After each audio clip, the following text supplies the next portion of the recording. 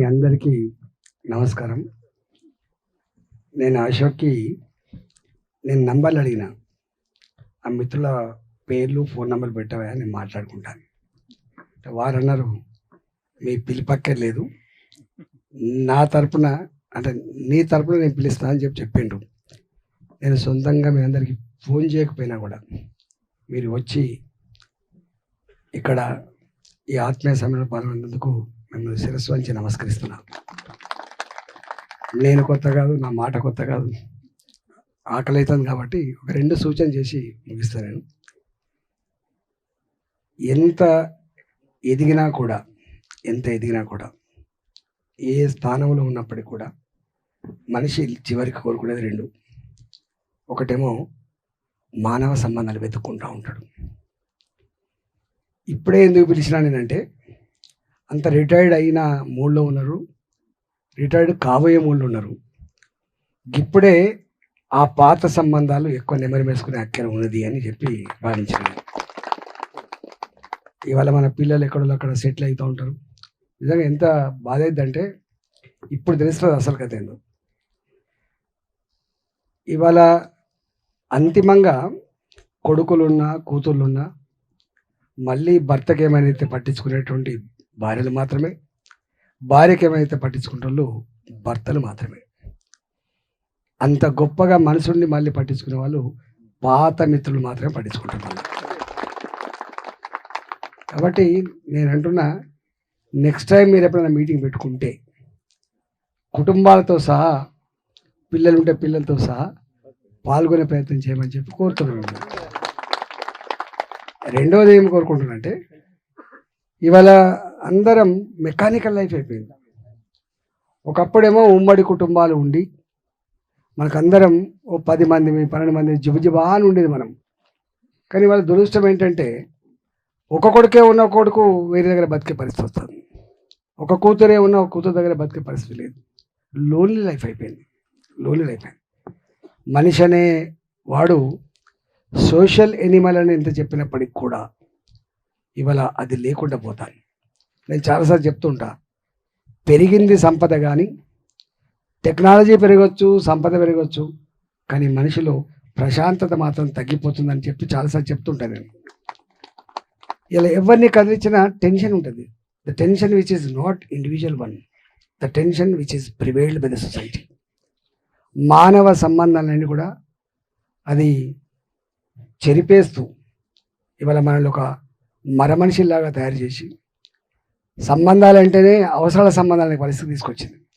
మానవ సంబంధాలన్నీ పరస్పర అవసరాల సంబంధాలని చెప్తున్న ఈ రోజులలో, మానవ సంబంధాలన్నీ ఆర్థిక సంబంధాలను చెప్తున్నటువంటి ఈ రోజులలో మానవ సంబంధాలే అవి మానవత్వంతో మాత్రమే కూడుకుంటాయనేటువంటి చరిత్రని మళ్ళీ తిరగరాల్సిన అక్కడ ఉన్నది. అందుకని అప్పుడప్పుడు ఓల్డ్ ఈజ్ గోల్డ్ అంటాను నేను. ఎందుకంటామంటే ఇవాళ మనిషి ఎంత సంపద సృష్టించబడ్డా, ఎంత గొప్ప గొప్ప మెడల్లో బతుకుతున్నప్పటికీ కూడా మళ్ళీ అంతిమంగా ఆ మెడల్లో ఉన్నవాడికైనా, ఆ సంపద కలిగినవాడికైనా ఎక్కడో టెన్షన్ అయితే వెంటాడుతూ ఉంది. కాబట్టి నేను చాలాసార్లు చెప్తాను, ప్రభుత్వాలకి కేవలం రోడ్లు వేయడమే డెవలప్మెంటు, లేకపోతే ఇది రావడమే డెవలప్మెంట్ కాదు. డెవలప్మెంట్ మనుషులు ఎంత ప్రశాంతంగా జీవించగలుగుతున్నారు ఆ సొసైటీ అనేది గీట్రా అని చెప్పాలి. అది లేదు ఇవాళ మనుషులు మళ్ళీ దాన్ని వెతుక్కోవాల్సినటువంటి అక్కర ఉంటుందని నేను భావిస్తా ఉన్నా. ఇవాళ మిమ్మల్ని ఈ రిటైర్డ్ వాళ్ళందరూ అన్ప్రొడక్టివా, ఎంత పనికి మాలినోళ్ళు అంటారు. నేనంట వాళ్ళే పనికొచ్చేవాళ్ళని నేనంటాను. ఇవాళ మనిషికి ఎథిక్స్, వాల్యూస్ చెప్పగలిగేటోడు తాత మాత్రమే. ఇళ్ళల్లో గుర్తుపెట్టుకోండి. ఇవాళ మన ఇంట్లో మన కొడుకుంటే, ఆ కొడుకు 2 పిల్లలు పుడితే ఆ 2 పిల్లలకి ఈ సమాజం అంటే ఏందో చెప్పగలిగేటువంటి సత్తా, శక్తి, ఆ ఓపిక, ఆ కన్సర్న్ తాతకు మాత్రమే ఉంటుంది. 60 ఏళ్ళ వాళ్ళకే ఉంటుంది. ఇవాళ వాళ్ళు లేరు. అందుకనే ఎందుకంటే మనకు 10 మంది పిల్లలున్నా ఎక్కడోడు అక్కడ ఈత నేర్చుకున్నాడు, ఎక్కడోడు అక్కడ చదువుకున్నాడు, ఎక్కడోడు అక్కడ బాగుపడ్డాడు. ఆనాడు మనిషిని సంపదగా భావించారు. 10 మంది పిల్లలున్న కుటుంబాన్ని ఆస్తిగా భావించింది ఆనాడు సమాజం. ఇవాళ 2 పిల్లలు ఉన్నప్పటికీ కూడా భారంగా భావిస్తుంది సమాజం. ఎందుకు ఆలోచన చేసుకోవాలి.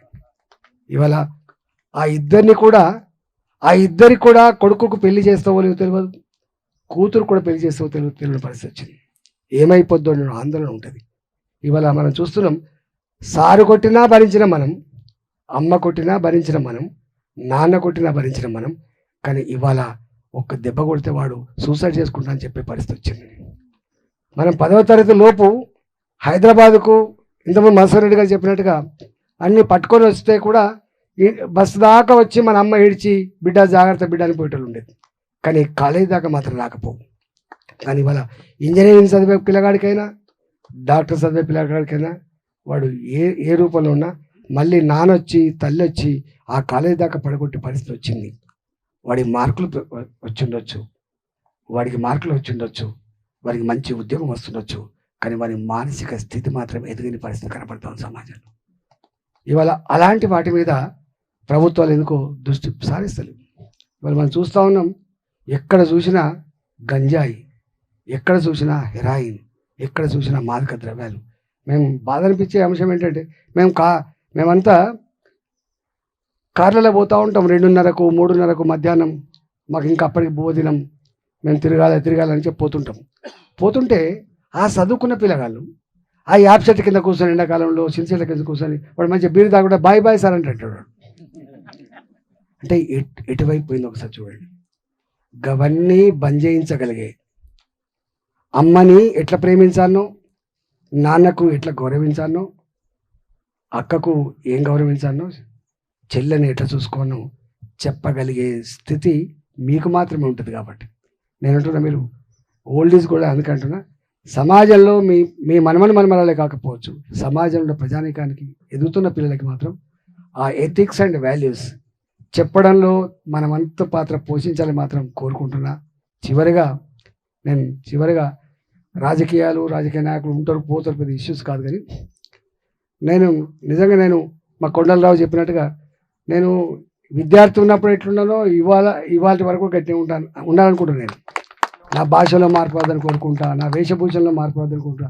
అప్పుడు అడుక్కునేది, ఇప్పుడు కూడా మంత్రి అయిన తర్వాత కూడా అప్పుడప్పుడు వీటి కోసం నేను సాయం చేస్తామని చెప్పి అడుగుతున్నది. ఇంకా పిల్లలు చదువుకుంటాను నేను సాయం చేస్తామని చెప్పి అడుగుతాను. నేను ఇవాళ చెమటను నమ్ముకున్నాను, నేను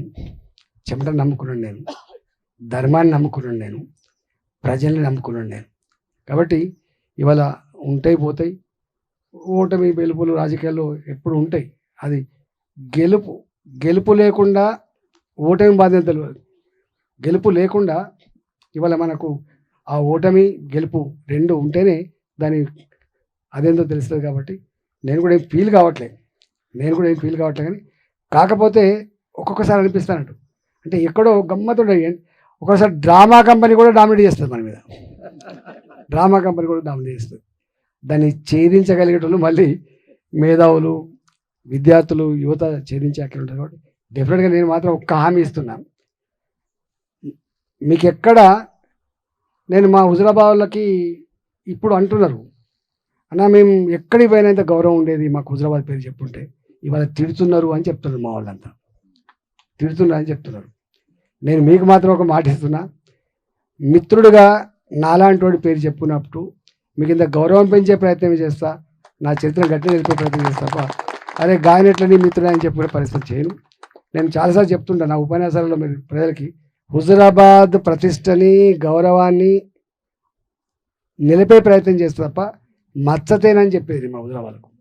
అంటే రాజకీయాలు కూడా ఎందుకో మెల్లమెల్లగా సామాన్యులకి సేవ చేసేటువంటి భాగ్యాన్ని దూరం చేస్తున్న విషయాన్ని మనం చూస్తూ ఉన్నాం. ఆత్మగౌరవం వెలగట్టే పరిస్థితి ఎప్పుడు చూసినాం మనం. నీ ఓటుకు వెలగడ్డం అంటే నీ ఆత్మగౌరవానికి, నీ స్వేచ్ఛకి, నీ ఆలోచన వెలగడుతున్నటువంటి భావన లేకుండా పోయింది. అందుకనే ఇవాల్టి మన కర్తవ్యం, అయ్యో మనకేమైందిలే అనే కాన్సెప్ట్ కాకుండా, మన కళ్ళ ముందున్న ఈ సమాజంలో మనవంతు కూడా కొంత గొప్ప దాన్ని మంచి మార్గంలో పెట్టే ప్రయత్నం చేసేటువంటి అవకాశం మీ చేతులు ఉందని చెప్పి భావిస్తున్నాను. ఇవాళ వారు చెప్పినారు జీవితాంతం కొట్టాడు. జీవితాంతం కొట్టాడాల్సిందే. ఇక్కడ ఒక మన కళ్ళ ముందు ఒక అన్యాయం జరుగుతున్నప్పుడు, ఒక దుర్మార్గం రాజ్యం వెళ్తున్నప్పుడు దానికి వ్యతిరేకంగా తప్పకుండా మనం గొంతు విప్పాల్సిన అక్కడ ఉంటుంది. కాబట్టి అందుకే మనిషిని మాత్రమే అన్నారు, ఎవరికి ఈ అవకాశం లేదు. మానవ జన్మ అత పవిత్రమైందని చెప్పి ఎందుకంటారు, గిన్నెకే అంటారు. అంటే మనిషి ఒకరి గురించి ఆలోచించేవాడు కాబట్టి